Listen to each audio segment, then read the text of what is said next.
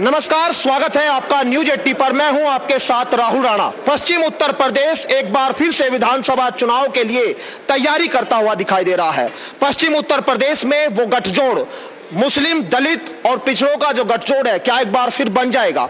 क्योंकि इस बार 26 नवंबर को एक बड़ी पंचायत के लिए, बड़ी जनसभा के लिए आजाद समाज पार्टी ने तैयारी कर ली है। चंद्रशेखर आजाद 26 नवंबर को मुजफ्फरनगर में एक बड़ी जनसभा करने जा रहे हैं, लेकिन लखनऊ में बीएसपी ने जिस तरह से एक बड़ी सभा बुलाकर सभी राजनीतिक दलों को चौंका दिया, क्या चंद्रशेखर आजाद मुजफ्फरनगर की धरती से उत्तर प्रदेश के लिए एक माहौल बना पाएंगे? तमाम नेतागण मेरे साथ बातचीत करने के लिए है और राष्ट्रीय महासचिव है, पूर्व विधायक नवाजी सालम है, तमाम नेतागण है और प्रदेश अध्यक्ष भी है।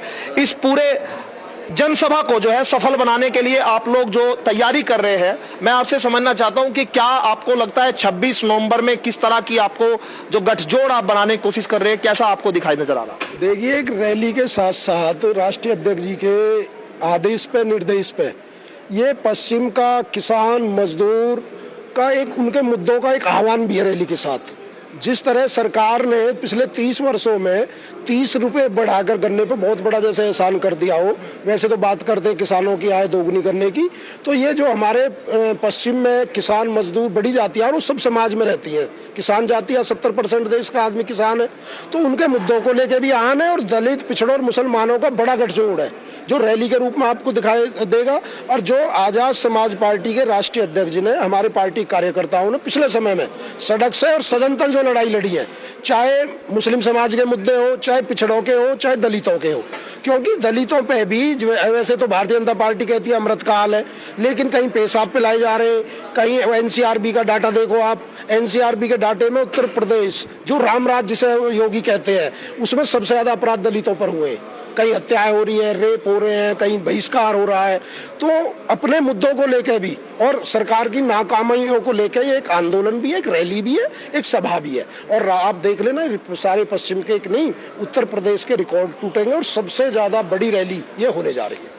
आप जिस तरह से तैयारी कर रहे हैं, बीएसपी ने भी लखनऊ में एक बड़ी सभा बुलाई थी और बहुत बड़ी भीड़ वहां पहुंची और ये कहने लगे कि बीएसपी में जो दलित है वो वापस लौट रहा है। क्या लगता है कि जो चंद्रशेखर के लिए चुनौती होने जा रही है? देखिए, दलित कितना लौट रहा है, कितना नहीं लौट रहा है, ये तो बिहार का इलेक्शन आप चेक कर लो। 196 सीटों में से 176 सीटों पे बसपा की जमानत जब्त हुई है, जबकि बसपा ने भी अपने समय पर अच्छा काम किया था, वो दौर जा चुका है। अब आने वाला समय आजाद समाज पार्टी का, भीम आर्मी का है, एडवोकेट चंद्रशेखर आजाद जी का है।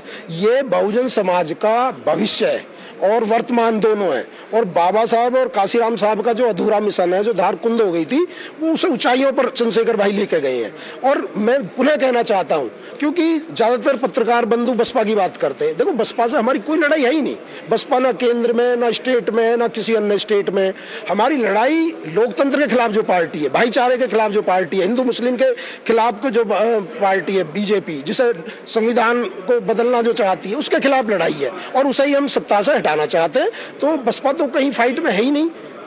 लेकिन फिर भी मेरा ये कहना, ये तो आपको रैली बता देगी और चुनाव के आंकड़े भी बता देंगे। हम तीसरे नंबर की पार्टी रहे बिहार में, जबकि बिहार में तो हमारा इतना संगठन मजबूत नहीं है जितना यूपी में। और यूपी में ये जो पश्चिम की रैली होने जा रही है, एक संकेत है अन्य पार्टियों के लिए कि अब पिछड़े, दलित और हमारे मुस्लिम समाज, अल्पसंख्यक सब एकजुट हो रहे हैं और ये समझ गए हैं कि सत्ता की चाबी कैसे प्राप्त करनी है। और इससे बड़ा कोई उदाहरण और इससे बढ़िया नेता जिसके नेतृत्व में हम एकजुट हो रहे हैं कोई है ही नहीं देश में। पूरे देश में नजर उठा के देख लो, कोई है ही नहीं जो दिन रात सड़क पर रहता हो। लोग एमपी बन जाते हैं, दिल्ली से बाहर नहीं निकलते। हमारे राष्ट्रीय अध्यक्ष जी सड़क पर ज्यादा रहते हैं, सदन में, जब सदन में भी होते हैं तो कोई वर्ग, कोई जाति, कोई विषय नहीं ऐसा बचा सब समाज का जहां उन्होंने मुद्दा ना उठाया हो। शिक्षा की बात हो, रोजगार की बात हो, महंगी चिकित्सा की बात हो, पुलिस वालों का मुद्दा हो, होमगार्ड का मुद्दा हो, किसानों का मुद्दा हो, पिछड़ों का मुद्दा हो। पिछड़े में बात करें गुर्जरों की, जो पश्चिम उत्तर प्रदेश में एक बड़ी भूमिका राजनीति में रखता है, जिसे बीजेपी ने कुछ दिन के लिए बहका लिया था धर्म के नाम पे। अब गुर्जर भी जागरूक हो रहा है। भाई तुम्हारी गुर्जर रेजिमेंट की मांग बीजेपी वाले तो उठा नहीं रहे। गुर्जरों के लिए जब मुकदमे लगते हैं तो वो तो आते नहीं। चंद्रशेखर आजाद जी आपने देखा मेरठ में 22 गुर्जर बनते दादरी में आंदोलन हुआ था, जेल में गए थे, 4 बैरिकेडरों को हटा के गए थे। तो जो नेता रात दिन सड़क पे लड़ता है गोली खाने को तैयार है जनता के लिए, मुकदमे लगवाने को तैयार है, रासुका लगवाने को तैयार है, फिर जनता उसके साथ क्यों नहीं होगी? फिर पिछड़े उसके साथ क्यों नहीं होंगे?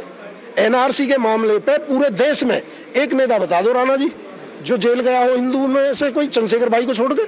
जामा मस्जिद की सीढ़ियों से ये तकरीर पेश की थी हिंदू मुस्लिम भाईचारे की कि ये देश जितना हिंदुओं का उतना मुसलमानों का भी है, और यहाँ का मुस्लिम बाई चांस नहीं है, बाई चॉइस है।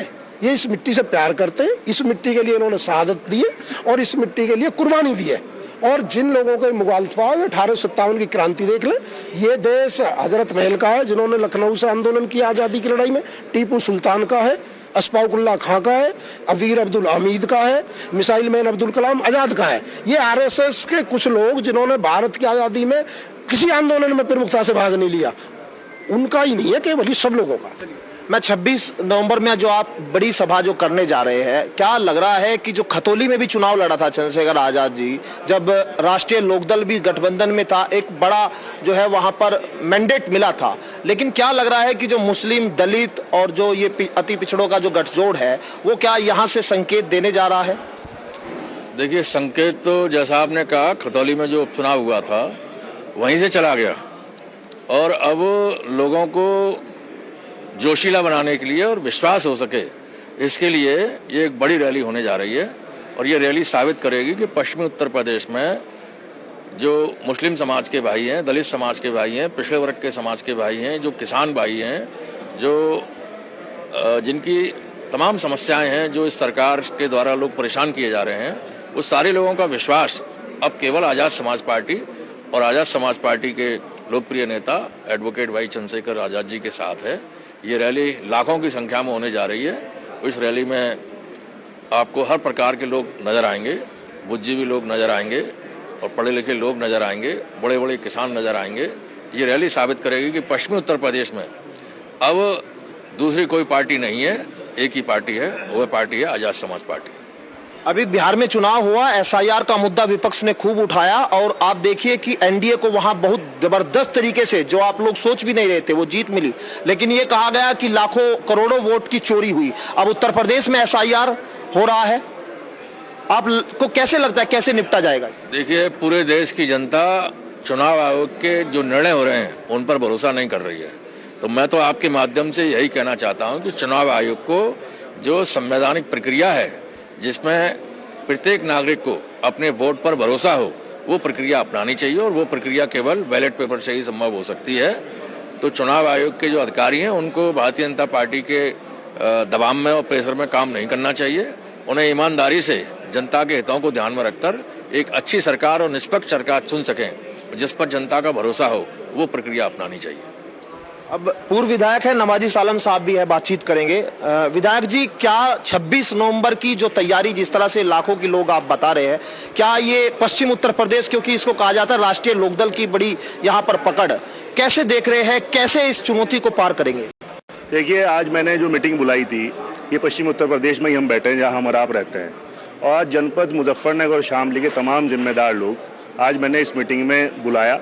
और मैं उम्मीद करता हूं कि गवर्नमेंट इंटर कॉलेज में मैंने बहुत सी रैलियाँ देखी हैं, बहुत बार गया हूं, लेकिन जो 26 नवंबर की जो रैली होने जा रही है, जिसमें हमारे पार्टी के राष्ट्रीय अध्यक्ष एडवोकेट चंद्रशेखर आज़ाद जी तशरीफ ला रहे हैं, और हमारे पार्टी के तमाम संगठन के लोग जो जिस भी संगठन से ताल्लुक़ रखता हो, वो सब लोग इसमें तशरीफ लाएंगे।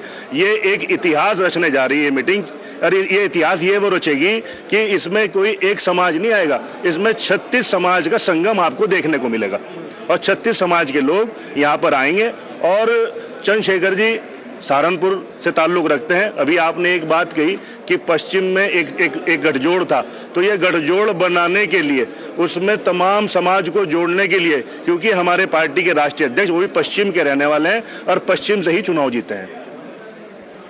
अच्छा, एक सवाल ये कि क्या आप उत्तर प्रदेश में यही पश्चिम की यूपी जो बड़ी ये रैली होने जा रही है, ये माहौल उसी का तैयार होगा, क्या यहीं से शुरुआत होने जा रही है? क्योंकि चुनाव की अब आप लोग पूरी तरह से तैयारी गांव-गांव में जाकर कर ही रहे हैं। देखिए राणा जी, पहले तो मैं जो एसआईआर वाला आपने क्वेश्चन किया था उस पर कुछ बताना चाहता हूँ। ये एक तो बिहार नहीं है, उत्तर प्रदेश है, और आज़ाद समाज पार्टी और भीम आर्मी जिस संगठन का नाम और पार्टी का नाम है, इसका उदय उत्तर प्रदेश से ही हुआ, और वो भी पश्चिम से, और वो भी सहारनपुर से। तो हम सबसे पहले तो हर वोटर